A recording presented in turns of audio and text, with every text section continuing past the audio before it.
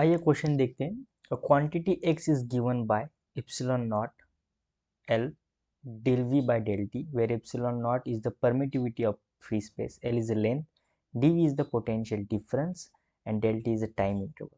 The dimensional formula of x is the same as that of. ठीक है, तो आइए इसे सॉल्व करते हैं। सबसे पहले हम x का जो इक्वेशन हमें गिवन है वो लिख लेते हैं। Epsilon not L is the length del V by del T। देखिए डेल वी इसका मतलब क्या होता है कि change in potential.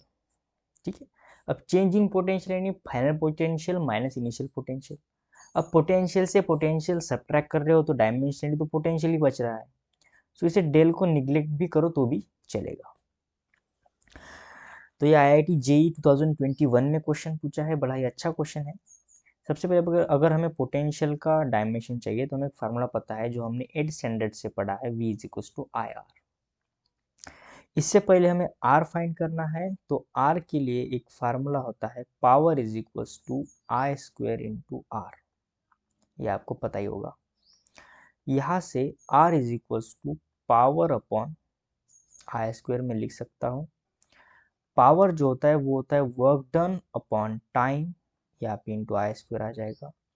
Work done का डायमेंशन एनर्जी के डायमेंशन के इक्वली होता है, यानी 1 in mass 2 in length minus 2 in time upon 1 in time 2 in ampere. तो यहाँ से रेजिस्टेंस का डायमेंशन आ जाएगा 1 in mass 2 in length minus 3 in time minus 2 in ampere. जैसे ही रेजिस्टेंस का फार्मूला मुझे पता चल चुका है, मैं यहाँ पे वोल्टेज के फार्मूले में पुट करूँगा, यानी V = IR। I का डायमेंशन आएगा 1 इन एम्पियर, R का आ जाएगा 1 in mass 2 in length minus 3 in time minus 2 in ampere.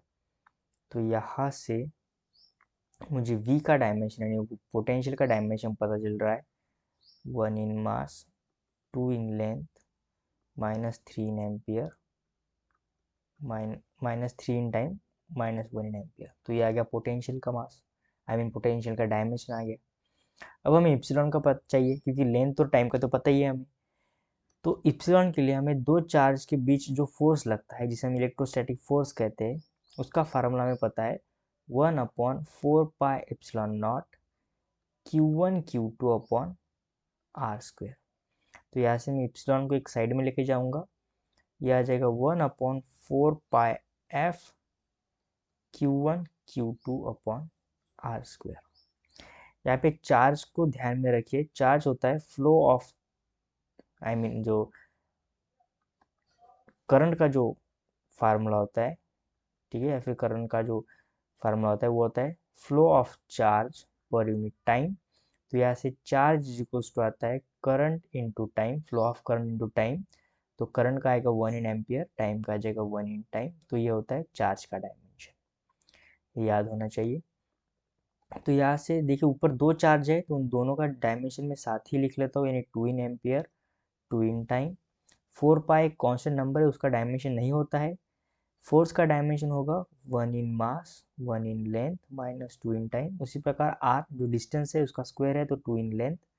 यहाँ से इप्सिलॉन का डायमेंशन आ रहा है -1 in mass minus 3 in length 4 in time 2 in ampere. ये आ गया इप्सिलॉन। अब हम इस इक्वेशन में पुट करेंगे फर्स्ट इक्वेशन में। सो x = इप्सिलॉन का डायमेंशन आ गया है हमारे पास -1 in mass minus 3 in length 4 in time 2 in ampere. उसके बाद लेंथ है तो 1 in length. Potential change in potential, यानी पोटेंशियल का डायमेंशन हमने देखो यहाँ पे निकाला है, तो ये आ जाएगा पोटेंशियल का dimension 1 in mass 2 in length minus 3 in time minus 1 in ampere upon नीचे बाहर सिर्फ चेंज इन टाइम यानी 1 इन टाइम। इसे सॉल्व करते देखो, ये 1 इन मास पॉजिटिव, यहाँ पे पावर यहाँ पे नेगेटिव पावर, ये कैंसिल आउट हो जाएगा। उसी प्रकार देखो यहाँ पे लेंथ है 3 माइनस 3 इन लेंथ, यहाँ पे एक ए पॉजिटिव है, यहाँ पे दो पॉजिटिव है, यानी 3 और 3 माइनस प्लस कैंसिल हो गया। टाइम अगर देखते हैं यहाँ पे, तो -3 यहाँ पे टाइम है, यहाँ पे पॉजिटिव 4 है, तो बचा सिर्फ 1, और नीचे 1 है टाइम, तो ये भी कट जाएगा इसके साथ। अब बचा रहा है सिर्फ 2 इन एम्पियर और एक है -1 इन एम्पियर, तो सिर्फ बच रहा है 1 इन एम्पियर। और एम्पियर किसका यूनिट होता है, आई मीन डायमेंशन होता है, करंट का डायमेंशन होता है, ना ही वोल्टेज का, ना ही चार्ज का, ना ही रेजिस्टेंस का। सो ऑप्शन डी यहाँ से हमारा राइट आंसर आ रहा है।